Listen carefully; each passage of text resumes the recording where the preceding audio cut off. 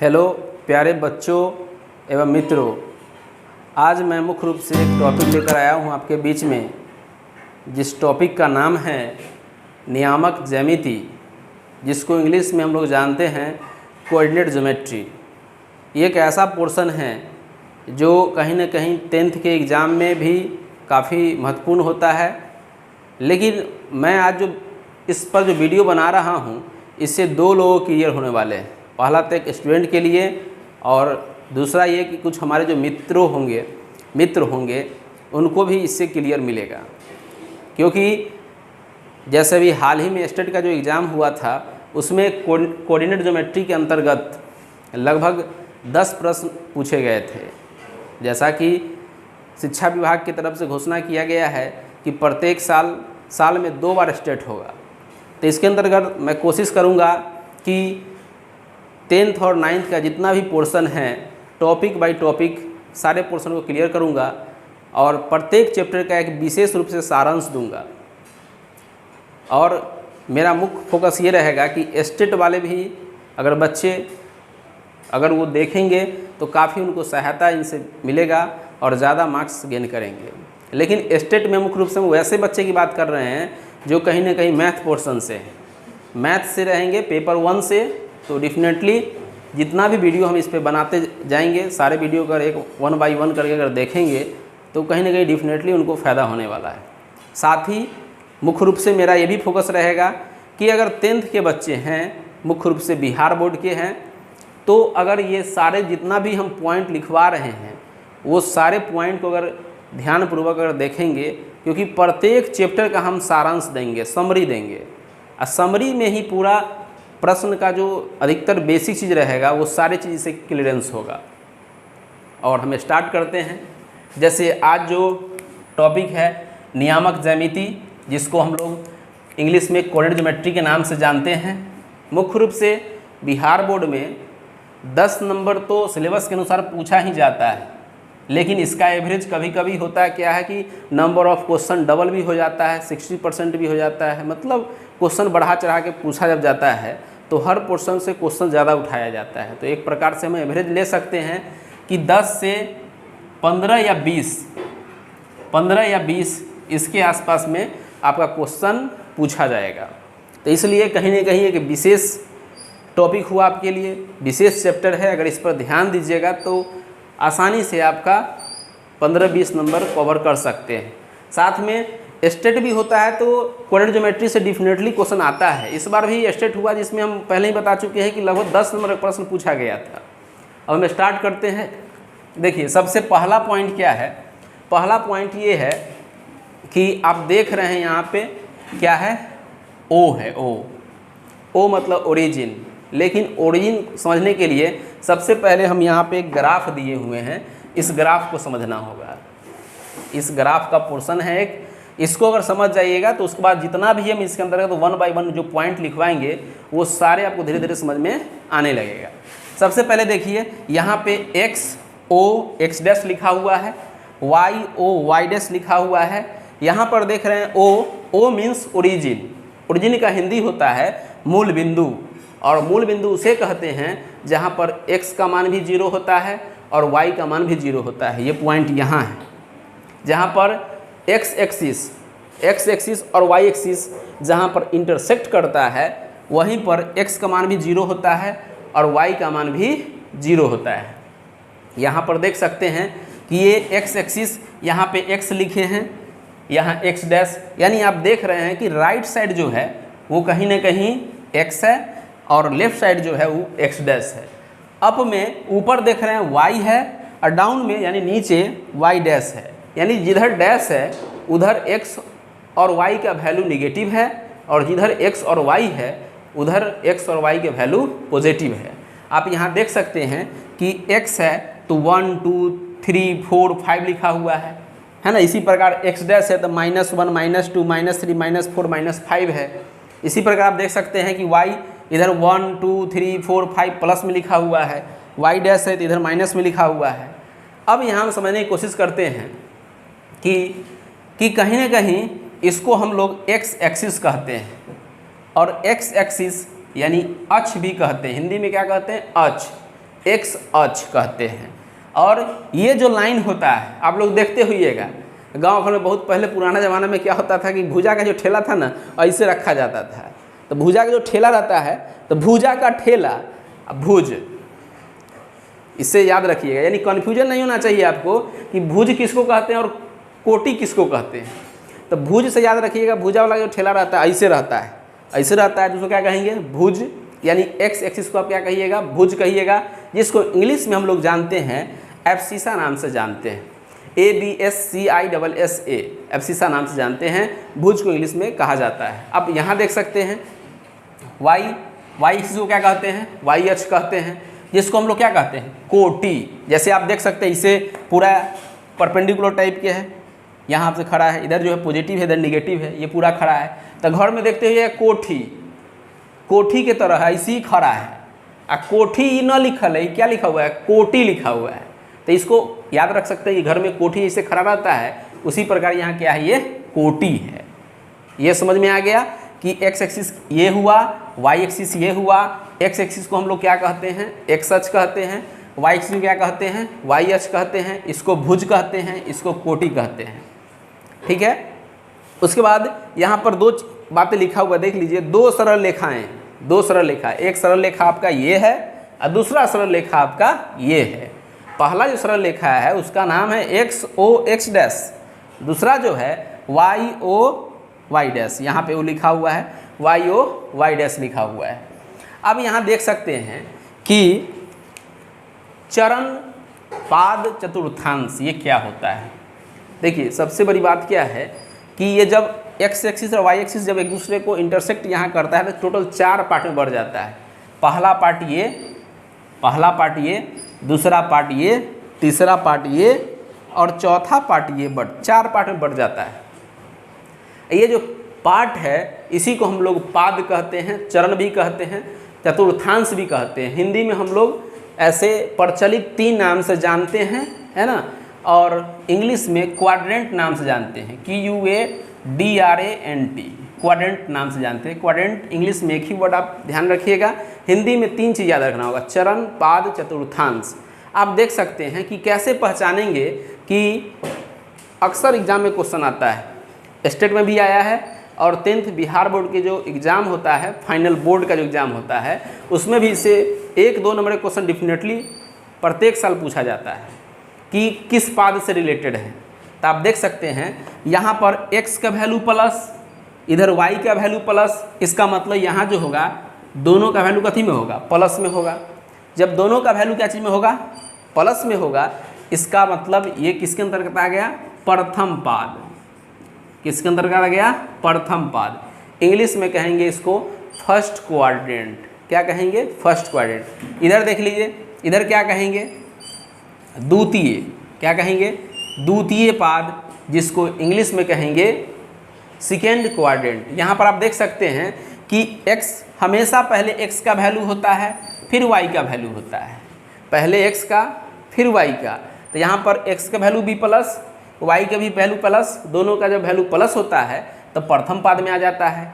अगर यहाँ देख लीजिए, यहाँ x का वैल्यू कथी में दिया हुआ है माइनस में, यानी x का वैल्यू माइनस में होगा और y का वैल्यू कथी में होगा प्लस में, प्लस में है, तो इसका मतलब ये हो गया ये द्वितीय पाद में हो गया। तो इस बात को याद रखिएगा, है ना। तृतीय, देखिए तृतीय पाद कब होता है, तृतीय पाद क्या होता है, तृतीय पाद x का वैल्यू भी माइनस, y का वैल्यू भी माइनस, यानी जब दोनों का वैल्यू माइनस में होता है तो वो तृतीय पाद के अंतर्गत आता है, जिसको हम लोग थर्ड क्वाड्रेंट के नाम से जानते हैं। यहाँ पर देखिए फोर्थ क्वाड्रेंट, इंग्लिश में फोर्थ क्वाड्रेंट, यहाँ पे क्या कहते हैं चतुर्थ पाद। क्या कहते हैं चतुर्थ पाद, है ना। इसमें देख लीजिए पहले x का वैल्यू, तो x का वैल्यू क्या है प्लस में है, y का वैल्यू कथी में है माइनस में है। अगर प्लस में रहेगा माइनस में रहेगा तो आप समझ जाइएगा ये क्या है चतुर्थ पाद में है। अब इसको समझिए कि किस तरह से क्वेश्चन पूछा जाता है। कभी कभी जैसे आपका दे देगा, यहाँ पे क्या दे देगा, देखिए अगर ये -2 है और 5 है, -2 5 देगा तो फिर क्या होगा आपका -2 5 देगा तो क्या होगा, इसका मतलब ये हुआ कि x का मान माइनस में और y का वैल्यू प्लस में। तो माइनस प्लस देखिए कहाँ है, माइनस प्लस यहाँ है, तो पूछेगा किस पाथ से रिलेटेड है, तो ये द्वितीय पाथ से कहिएगा। किस पाथ से? द्वितीय पाथ से कहिएगा। अब हम लोग देखते हैं इसी पॉइंट से, जब ये समझ गए कि ये प्रथम पाद, ये द्वितीय, ये तृतीय, ये चतुर्थ पाद, अब यहाँ ओरिजिन हो गया। ओरिजिन पर x का वैल्यू भी 0 होता है, y का वैल्यू भी 0 होता है, और यहाँ से यही बात कह रहा है कि o 0 0 यानी ओरिजिन पर 0 0 से, और pxy यानी कोई पॉइंट होगा p जहाँ पर x नियामक x, y नियामक y हो, दो बिंदु हो, एगो o हो और एक p हो, तो OP बराबर क्या होगा? तो OP का फॉर्मूला क्या होता है? √x² plus y²। ये कहीं ना कहीं डिस्टेंस का सूत्र हुआ, दूरी सूत्र हुआ। कहाँ से? मूल बिंदु से लेकर किसी पॉइंट पर। जैसे आप देख सकते हैं, या यहाँ मूल बिंदु है, यहाँ मूल बिंदु है, यहाँ कोई पॉइंट ले लेते हैं, यहाँ से यहाँ कोई पॉइंट ले लीजिए, इसका नाम P हो गया, यहाँ पे XY हो गया, है ना। ऐसे मान लीजिए यहाँ से कोई एक लाइन परपेंडिकुलर कर देंगे, है ना। यहाँ पे x का मान x और y का मान कितना लेते हैं? x का मान x ले लिए, y का मान y ही ले लिए, दोनों सेम। अब कहेगा कि इस बिंदु से इसका बताइए कि निर्देशांक कितना होगा, यानी दूरी कितना होगा, दूरी डिस्टेंस कितना होगा, यानी यहाँ से यहाँ तक इसका दूरी क्या होगा, O से लेके P तक इसका दूरी क्या होगा, सो बताना है। देखिए सबसे बड़ी बात क्या है कि यहाँ से यहाँ तक तो ये x का वैल्यू हो गया, यहाँ से यहाँ क्या हो गया x का, और यहाँ से यहाँ तक गया तो ये किसका वैल्यू हो गया? y का, ये y का वैल्यू हो गया। तो हमको ये दूरी निकालने के लिए कहेगा कि बताइए OP बराबर क्या होगा, यहाँ से लेके यहाँ तक OP बराबर क्या होगा, सो बताना है। तो हम लोग मुख्य रूप से ये देखते हैं कि x का निर्देशांक का अंतर और y के निर्देशांक का अंतर का वर्ग करने पर निकलता है, लेकिन यहाँ 0 0 है।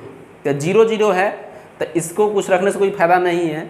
जब भी ओरिजिन से आपको कहे, जब भी ओरिजिन से कहे किसी बिंदु दूसरे बिंदु से अगर दूरी निकालने का, तो हमेशा दूसरा बिंदु का देखिएगा क्या दिया हुआ है, और उसका आप लोग आराम से क्या कर सकते हैं कि जो भी आपका कोऑर्डिनेट दिया होगा उसका हम लोग वर्क कर लेंगे। जैसे यहाँ देख लीजिए O से लेके P तक है, तो रूट में XY था, तो x² प्लस y²। अगर मान लीजिए कोई दूरी यहाँ O है, यहाँ क्या है P है, यहाँ पे 2 4 दिया हुआ है, क्या दिए हुए है? 2 4। तो OP निकालने के लिए कहेगा तो रूट में किसका स्क्वायर? 2 का स्क्वायर जोड़ 4 का स्क्वायर, आराम से निकाल लेंगे। 2 का स्क्वायर 4 होता है, 4 का स्क्वायर 16 होता है, तो 16 4 कितना हो जाएगा? 20 हो जाएगा, रूट 20 हो जाएगा। तो इस तरह से आप निकाल सकते हैं। कब? जब आपका मूल बिंदु से दूसरे बिंदु किसी भी जगह, जैसे मान लीजिए P तक दूरी निकालने के लिए कहेगा, तो ऐसा ज्ञात कर सकते हैं। दूसरा देखिए, यदि 2 पॉइंट है, वास्तव में 2 पॉइंट है, और दोनों पॉइंट का जो कोऑर्डिनेट है वो अलग अलग है। जैसे यहाँ देखिए, यहाँ पर पहला पॉइंट दे दिया P का जो निर्देशांक है वो x1 y1 मान लिया गया है, और दूसरा पॉइंट जो है Q, इसको मान लिया है कि x2 y2। 2 बिंदु हो गया, तब PQ का फार्मूला क्या होगा? तो ध्यान दीजिएगा, जैसे यहाँ पर कोई, यहाँ पे जैसे मान लीजिए इसका कोई दे दिया, यहाँ से यहाँ P है, यहाँ क्या है? Q है। P का कितना निर्देशांक है? x1 y1 है। क्या है? x1 y1। ये किसका? इसका कितना है? x2 y2। तो इस बात को समझिए कि यहाँ से यहाँ तक का दूरी निकालने के लिए कह रहा है, P से लेके Q तक, P से लेके कहाँ तक? Q तक। तब PQ का फार्मूला क्या होगा? डिस्टेंस फार्मूला, यानी कहने का सेंस ये दूरी फार्मूला। PQ बराबर क्या होगा? Root under x1 minus x2 का whole square plus y1 minus y2 का होल स्क्वायर। पहले क्या, ध्यान सुनिए, root under x1 minus x2 का whole square plus y1 minus y2 का होल स्क्वायर। ये जो होगा वो 2 बिंदुओं के बीच का दूरी निकाल रहे हैं। अगर ऐसा मान लीजिए कि इसका चर्चा करेंगे तो इसका भी देख सकते हैं। जैसे ये O है, ये P है, ये अगर मूल बिंदु है तो 0 0 होगा, इसका माने हैं x y माने हैं, तो यहाँ इसका भी फार्मूला x1 माइनस x2 अगर लिखेंगे तो ये तो 0 है, तो घटेगा कुछ नहीं। अगर इसको घटाव करेंगे रूट में, तो देख लीजिए 0 माइनस क्या चीज़? x, इसका होल स्क्वायर प्लस 0 माइनस क्या चीज़? y minus whole square, root under 0 में से घटेगा कुछ नहीं होगा, माइनस x का स्क्वायर करेंगे तो क्या होगा? x स्क्वायर, और माइनस y का स्क्वायर करेंगे तो क्या होगा? y square. इसीलिए हम लोग जब भी मूल बिंदु से कहेगा किसी दूसरे बिंदु पर, मान लेते हैं P बिंदु पर दूरी निकालने के लिए कहेगा, तो हमेशा रूट अंडर यही लिखते हैं, x square plus y square. वहाँ पर ये नहीं लिखेंगे x1 माइनस x2 का होल स्क्वायर और प्लस y1 माइनस y2 का होल स्क्वायर, वहाँ पे ये चीज़ नहीं लिखेंगे। वहाँ डायरेक्ट लिखेंगे, जब मूल बिंदु से डायरेक्ट कहेगा किसी बिंदु तक, तो डायरेक्ट हम लोग लिखेंगे क्या फार्मूला से? √x² + y²। और जब दो बिंदु रहेगा, दो बिंदु, एक बिंदु यहाँ P, दूसरा बिंदु यहाँ Q, दो बिंदु अलग अलग है, यहाँ पे कुछ ना कुछ कोऑर्डिनेट है, x1 y1 मान लेते हैं, यहाँ पर x2 y2 है जैसे यहाँ बताए हैं अभी, तो वहाँ पे हम लोग √में x1 - x2 का whole square plus y1 - y2 का होल स्क्वायर, ये दो मुख्य फॉर्मूला काफ़ी है ना, इससे पूरा चैप्टर में आपका यूटिलाइज होता है। अब आगे बात करते हैं समद्विबाहु। समद्विबाहु देखिए तीसरा पॉइंट क्या है, ये काफ़ी इंपॉर्टेंट है, देखिए इस बात को। समद्विबाहु ये 7-8 क्लास में भी मुख्य रूप से बेसिक चीज़ पढ़ना था, लेकिन ध्यान रखिएगा समद्विबाहु त्रिभुज मतलब समद्वि जेकर दो गो भुजा बराबर हो, जिस त्रिभुज का दो भुजा बराबर होगा उसी को हम लोग कहते हैं समद्विबाहु त्रिभुज। ठीक है, जिसमें यहाँ पर हम दिखा देंगे, ये वो फिगर बनाए हैं त्रिभुज ABC, एक त्रिभुज है ABC, जिसमें देखिएगा यहाँ पे दिखा दिए हैं कि AB और AC एक दूसरे से क्या है, इक्वल है, इसीलिए लिखे हैं AB बराबर क्या चीज़ AC, दोनों एक दूसरे से क्या हो गया, इक्वल हो गया। अब BC को यहाँ क्या ले लिए हैं, आधार ले लिए हैं, क्या ले लिए हैं, BC को आधार। तो इसमें देख लिए, लेकिन इसको चेक कैसे करेंगे, वही दूरी वाला फॉर्मूला से चेक करेंगे, दूरी वाला फॉर्मूला से चेक करेंगे। कैसे चेक करेंगे, पहले AB निकालेंगे, AB अगर AB निकालना है हमको, अगर AB निकालना है तो AB, तो देख लीजिए AB ये जो बिंदु है यहाँ पे, इसको क्या मानेंगे x1 y1, फिर इसको क्या मानेंगे x2 y2, फिर AB निकाल जाएगा, फिर निकालेंगे AC निकालेंगे, तो ये x1 y1 मानेंगे, इसको क्या मानना पड़ेगा x2 y2, फिर दूरी फार्मूला से उसे निकाल लेंगे, फिर इसको भूल जाइए क्या माने थे, फिर इसको मानना पड़ेगा क्या चीज़ x1 y1, फिर इसको लिखना पड़ेगा x2 y2, फिर BC निकाल लेंगे। डिफिनेटली और क्वेश्चन में पूछता है कि समबाहु त्रिभुज है कि नहीं है, तो त्रिभुज का हम तीनों भुजा निकालेंगे, AB भी निकालेंगे, BC भी निकालेंगे और AC भी निकालेंगे, यही डिस्टेंस फार्मूला से, दूरी सूत्र से। और उसके बाद दो भुजा कहीं ना कहीं डिफिनेटली इक्वल होगा। अगर दो भुजा इक्वल होगा इसका मतलब ये हुआ कि वे समद्विबाहु त्रिभुज है। अगला त्रिभुज की चर्चा करते हैं, वो समकोण त्रिभुज के बारे में। लेकिन ध्यान रखिए कोऑर्डिनेट ज्योमेट्री में ये क्लियर नहीं होता है कि किस बिंदु पर A पर कि B पर कि C पर किस पर 90 डिग्री बन रहा है। तो इसके लिए सबसे पहले आपको तीनों भुजा निकालना पड़ता है। तीनों भुजा निकालेंगे, फिर दो भुजाओं के वर्गों का योग शेष भुजाओं का वर्ग इक्वल अगर होता है तब हम कहते हैं कि वो समबाहु त्रिभुज है, वही डिस्टेंस सूत्र से। जैसे यहाँ देखिए, यहाँ समकोण त्रिभुज के बारे में चर्चा किया गया है, तो यहाँ पे देख सकते हैं आप कि यहाँ पे B है, यहाँ पे B पर 90 डिग्री बन रहा है। तीन टाइप के इसमें हो सकता है। पहला टाइप क्या होगा, B पर 90 डिग्री बन सकता है। दूसरा क्या हो सकता है, C पर 90 डिग्री बन सकता है। अगला क्या हो सकता है, A पर 90 डिग्री बन सकता है। देखिए जब B पर 90 डिग्री बनेगा तो इसका मतलब AC इसमें कर्ण होगा। तो यहाँ लिख दिए हैं कोण B अगर 90 डिग्री होगा तो कर्ण बराबर क्या होगा, AC होगा। तो इसका मतलब यहाँ देख लीजिए, ये लंब होता है, ये लंब हो जाएगा, ये आधार हो जाएगा, ये कर्ण हो जाएगा। तो यहाँ पे लंब स्क्वायर जो आधार स्क्वायर बराबर कर्ण, तो इसी का फॉर्मूला हो जाएगा। पाइथागोरस थ्योरम के नाम से भी इसको हम लोग जानते हैं। जैसे AB का स्क्वायर जोड़ BC का स्क्वायर बराबर कर्ण का स्क्वायर यानी AC का स्क्वायर। लेकिन जब अगर C पर अगर 90 डिग्री हो, जब C पर 90 डिग्री होगा तो ये लंब होगा AC लंब होगा, BC आपका आधार होगा और AB क्या होगा आपका कर्ण, है ना। तब इस स्थिति में क्या होगा, लंब स्क्वायर जोड़ आधार स्क्वायर बराबर कर्ण स्क्वायर। यहाँ देख लीजिए AC का स्क्वायर जोड़ BC का स्क्वायर बराबर AB का स्क्वायर हो जाएगा। अगर मान लीजिए कि अगर पहला देखे B पर 90 डिग्री, दूसरा देखे 9B पर होगा तो C पर होगा, और C पर भी नहीं होगा तो किस पर होगा, A पे तो होगा। तो A पर जब होगा तो क्या कंडीशन होगा, इसका मतलब AB लंब होगा और AC होगा। यहाँ पे AC क्या होगा, आधार, और BC जो आपका है वो क्या हो जाएगा, कर्ण हो जाएगा। तब यहाँ पर लंब स्क्वायर जोड़ आधार स्क्वायर बराबर कर्ण स्क्वायर। लंब यहाँ देखिए AB है तो AB का स्क्वायर जोड़ AC का स्क्वायर बराबर क्या होगा, BC का स्क्वायर। तो आप लोग देखें मुख्य रूप से ये चीज़ कि समकोण त्रिभुज में 3 कंडीशन हो सकता है। जब कोण A पर 90 डिग्री बनेगा तो कुछ और होगा, कोण B पर 90 डिग्री बनेगा तो कुछ और होगा, कोण C पर 90 डिग्री बनेगा तो कुछ कंडीशन और होगा। इसके लिए इस क्वेश्चन में कोऑर्डिनेट ज्योमेट्री में खास करके आपको ध्यान ये देना होगा कि हमको तीनों भुजा निकालना होगा, और जो सबसे बड़ा भुजा होगा उसका वर्ग करेंगे, और जो दो शेष भुजा रहेगा उसका वर्ग करेंगे। तो जो दो देखिए अभी तक हम 2 पॉइंट देख चुके हैं इस फार्मूला के अंतर्गत। अब देखिए तीसरा देखिए क्या है। पहला देख लिए समद्विबाहु देख लिए, दूसरा समकोण त्रिभुज देख लिए, तीसरा समबाहु। समद्विबाहु मतलब जिसमें 2 भुजा बराबर होगा समद्विबाहु। समकोण भी देख ही लिए, 3 कंडीशन होता था। अब समबाहु मतलब समबाहु जिसका सब भुजा क्या हो, बराबर हो। त्रिभुज में 3 भुजा होता है, इसको ही बाहु कहते हैं, भुजा।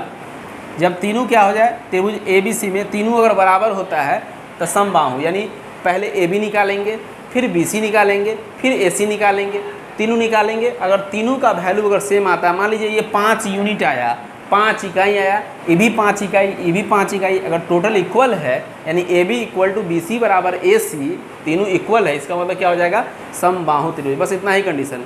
सिर्फ आपको क्वेश्चन में कहेगा चेक करके बताइए आप कि समबाहु त्रिभुज है कि नहीं है। कोऑर्डिनेट ज्योमेट्री में, नियामक ज्यामिति में तो सर AB निकालेंगे, BC निकालेंगे, फिर AC निकालेंगे, तीनों का वैल्यू अगर सेम है तो हो जाएगा आपका समबाहु त्रिभुज। अगला देखिए, 3 क्रमागत संरेख बिंदु, यानी बिंदु 3 जो क्रमागत मतलब क्या होता है, लगातार।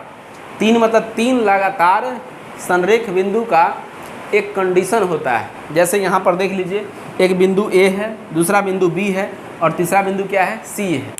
तीनों बिंदु लगातार दिया हुआ है, क्रमागत में दिया हुआ है।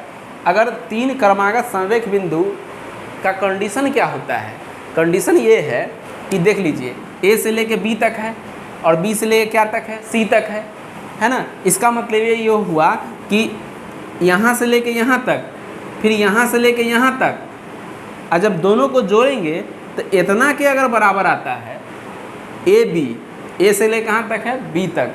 पहले दूरी सूत्र से AB निकालेंगे, AB, A से लेके B तक AB, फिर निकालेंगे क्या चीज़, BC। वही निकालने का तरीका रहेगा। अगर बिंदु A है तो बिंदु O को x1 y1, बिंदु B को x2 y2, A भी निकल जाएगा। फिर जब BC निकालना होगा तो बिंदु B पर जो पॉइंट दिया होगा उसको x1 y1 और C पर x2 y2, फिर BC निकल जाएगा। फिर AC निकाल लेंगे, यानी दोनों के जोड़ने पर इतना AB जोड़ BC, जब दोनों का जोड़ने पर वैल्यू अगर इतना के बराबर हो जाए तो कह सकते हैं ये तीनों बिंदु जो है वो क्रमागत संरेख में है, यानी AB जोड़ BC बराबर क्या हो जाएगा, AC, है ना। जैसे मान लीजिए 10 मीटर का रस्सी है, 10 मीटर का रस्सी है, जैसे देखिए A से लेकर C तक है 10 मीटर का रस्सी, यहाँ बीच में से काट देंगे या कहीं भी पॉइंट रह सकता है, यही रहेगा। तो इतना जोड़ने पर अगर 10 मीटर अगर पुर जाए, मान लीजिए 6 मीटर का है, ये 4 मीटर का है तो 10 पुर जाएगा। मान लीजिए 7 मीटर का है, 3 मीटर का है तो ये 10 पुर जाएगा। अगर ऐसा कंडीशन फुलफिल करता है तो हम कह सकते हैं वो क्या है, संरेख है। अगला देखते हैं समांतर चतुर्भुज। देखिए समांतर चतुर्भुज में क्या कहता है सो देखिए, इसके अंदर क्या है इसमें समझना। ये समांतर चतुर्भुज में ABCD में क्या है, देखिए थोड़ा देख लीजिए। इसमें ये ठीक आयत की तरह है, ये 5वां और 6ठा जो है ये लगभग कह सकते हैं इक्वल है, लेकिन इक्वल नहीं है क्योंकि इसमें एक कंडीशन इससे थोड़ा अलग है।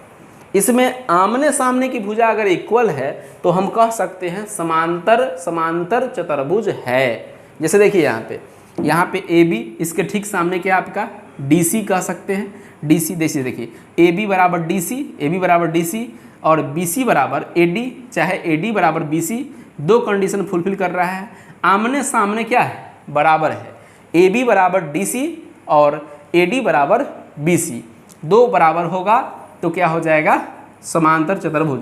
लेकिन अगर इसी में विकर्ण भी अगर इक्वल हो जाए तो क्या कहलाएगा, आयत कहलाएगा।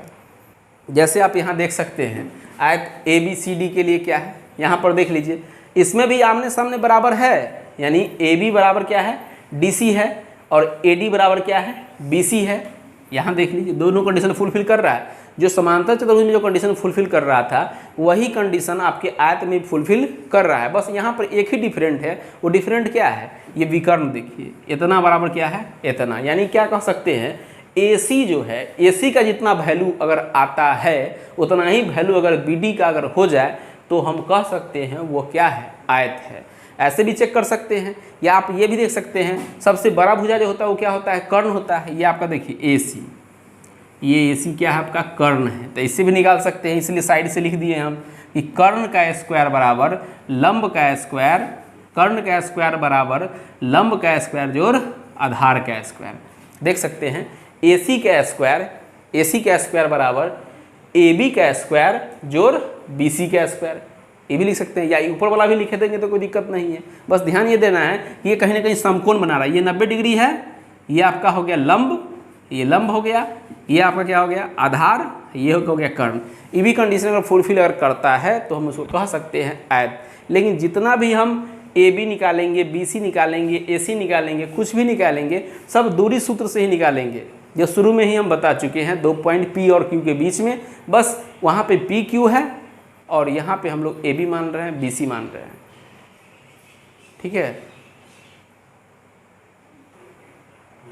जैसे देखिए अभी बताए हैं, आयत और समांतर त्रिभुज में यही अंतर है कि समांतर त्रिभुज में सिर्फ आमने सामने बराबर होता है, आयत में आमने सामने तो बराबर होता ही है, साथ में उसका विकर्ण भी इक्वल होना चाहिए। अब हम लोग चर्चा करते हैं समचतुर्भुज में और क्या में वर्ग में, सेम यहाँ पर भी वही बात है, लेकिन यहाँ आमने सामने की बात नहीं है, इसमें सब भुजा बराबर होना चाहिए। समचतुर्भुज में क्या होता है, सब भुजा बराबर होना चाहिए। जैसे AB बराबर BC बराबर CD बराबर DA, सब भुजा अगर बराबर है तो कह देंगे समचतुर्भुज। लेकिन वर्ग इसको थोड़ा अलग है, इसमें विकर्ण की बात आ जाती है। फिर इसमें अगर विकर्ण अगर इक्वल होता है, सब भुजा तो बराबर होना ही चाहिए, साथ में विकर्ण भी अगर इक्वल है तो हम कह सकते हैं वो क्या है, वर्ग है। कैसे निकालेंगे, AB BC CD DA, फिर यहाँ पे देख लीजिए विकर्ण यही वाला विकर्ण, ये पहला विकर्ण, ये दूसरा विकर्ण, ये निकाल रहे हैं, दोनों इक्वल होगा तो कह देंगे ये क्या है, वर्ग। देख लीजिए AB बराबर BC बराबर CD बराबर DA, चारों भुजा इक्वल है, साथ में विकर्ण भी अगर इक्वल है तो कह देंगे वो क्या है, वर्ग है। इसमें भी उसी तरह चेक कर सकते हैं, कर्ण का स्क्वायर बराबर लंब का स्क्वायर जोड़ आधार का स्क्वायर, ठीक है। इसमें भी देख लिए, क्या देखें, समांतर त्रिभुज और आयत में, समांतर त्रिभुज में आमने सामने की भुजा क्या था, बराबर था, आयत में डिफरेंट था, आमने सामने तो बराबर था ही, साथ में इसका विकर्ण भी इक्वल आना चाहिए। समचतुर्भुज और वर्ग में क्या देखें, समचतुर्भुज में सब भुजा बराबर होगा लेकिन विकर्ण इक्वल नहीं होगा, क्योंकि विकर्ण जब इक्वल हो गया इसका मतलब वो समचतुर्भुज नहीं है, तब वो क्या है, तब वो वर्ग है। क्या है, वर्ग। और भी 2 पॉइंट है ना, इसमें देख लीजिए यहाँ पे क्या कह रहा है, यदि ए कोई पॉइंट है जिसका निर्देशांक दिया हुआ है x1 y1 और पॉइंट B है जिसका निर्देशांक दिया हुआ है x2 और y2 को मिलाने वाली रेखाखंड जो मिलाता है उस रेखाखंड का नाम क्या है, AB है ना। को बिंदु C पर, कोई बिंदु है जो C पर काटने का काम कर रहा है। जैसे यहाँ पर देख सकते हैं, यहाँ पर ही हम लिख देते हैं इसको मिटा करके। जैसे यहाँ देख लीजिए, यहाँ कोई लाइन है, यहाँ पर कोई पॉइंट A है, यहाँ कोई पॉइंट क्या है B, 2 पॉइंट है।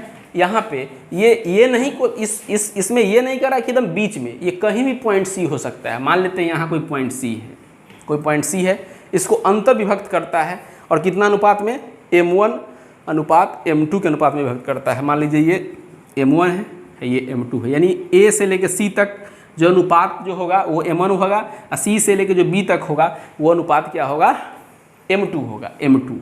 ठीक से लिख देते थोड़ा, M2 होगा, ठीक है। उसके बाद देख सकते हैं यहाँ पे, तो यहाँ पे C निर्देशांक यानी यहाँ पर x और y का मान क्या होगा सो बताना है। C पॉइंट पर x और y का मान क्या होगा सो बताना है। तो वही C के निर्देशांक बराबर फॉर्मूला क्या हो जाएगा, M1, यहाँ पर निर्देशांक हो जाता है x1 y1, यहाँ हो जाएगा आपका x2 y2।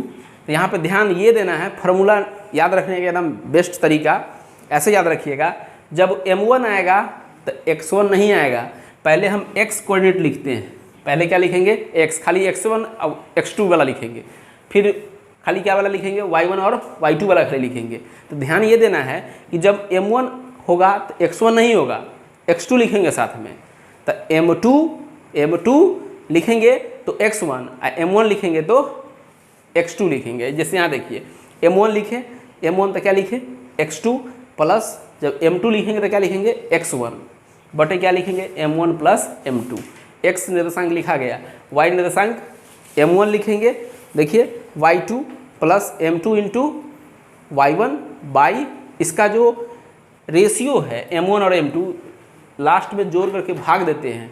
जैसे M1 M2 है तो M1 प्लस M2 से भाग दिए, यहाँ भी वही करेंगे M1 प्लस M2। यानी आसानी से कह सकते हैं अगर 2 पॉइंट रेखाखंड को कोई बिंदु C से अगर उसको अंतर विभक्त कर रहा है किसी अनुपात में, जैसे यहाँ पर हम दिखाए हैं M1 और M2 के बीच में, तो आराम से C निर्देशांक याद रखिएगा। फॉर्मूला इसको M1 होगा तो x2 लिखेंगे, है ना, M2 होगा तो x1 लिखेंगे। उसी प्रकार y में भी यही चलेगा। जैसे फॉर्मूला C निर्देशांक क्या होगा देखिए एक बार यहाँ पे बताइए, C निर्देशांक क्या होगा, ये होगा क्या होगा m1 x2 plus m2 x1 by m1 plus m2, फिर y को उसी तरह लिखेंगे m1 y2 plus m2 y1 by m1 plus m2 हो जाएगा। अगर मान लीजिए कि अगर किसी न किसी अनुपात में विभक्त करेगा तो ये वाला फार्मूला होगा, लेकिन यहाँ पर देखिए ये 10 नंबर जो है इसमें क्या कहता है, इसमें ये कहता है 2 पॉइंट तो होगा। मान लीजिए कोई पॉइंट है, एक पॉइंट ये है और एक पॉइंट यहाँ क्या है B है, 2 पॉइंट है, लेकिन इस पर कहता है क्या चीज़, A पर निर्देशांक क्या होगा x1 y1, B पर क्या होगा x2 y2, मिलाने वाली रेखा खंड का जो मध्य बिंदु होगा, मध्य बिंदु मतलब क्या होता है, एकदम बीचों बीच, इधर से भी उतना ही दूरी और इधर से भी उतना ही दूरी, यानी यहाँ मान लीजिए कोई 10 मीटर का रस्सी है तो इधर से भी 5 मीटर और इधर से भी 5 मीटर, 5 5 10, यानी एकदम मध्य में, तो यहाँ पे C होगा। तो इसका निर्देशांक निकालने के लिए जैसे मान लीजिए इसका x1 y1, इसका अगर मान लीजिए x2 y2, इसका अगर निर्देशांक निकालना है तो x वाला कोऑर्डिनेट को जोड़ के और 2 से भाग दे देंगे। उसी प्रकार y वाला इसका कोऑर्डिनेट निकालना होगा तो y1 जोड़ y2, जैसे यहाँ पर देखिए निकालना है तो क्या लिखेंगे x1 जोड़ x2, क्या लिखेंगे x1 जोड़ x2 by 2 comma y1 plus y2 by 2, क्योंकि मध्य बिंदु है तो मध्य बिंदु है तो x वाला को जोड़ करके x1 प्लस x2 बाई 2 कर देंगे, y वाला का निकालना होगा तो y1 प्लस y2 बाई 2 करेंगे। इस तरह से ये 2 फार्मूला देखें, शेष बचे फार्मूला नेक्स्ट वीडियो में हम लोग क्लियर करेंगे। धन्यवाद। Thanks watching for this video, thanks again.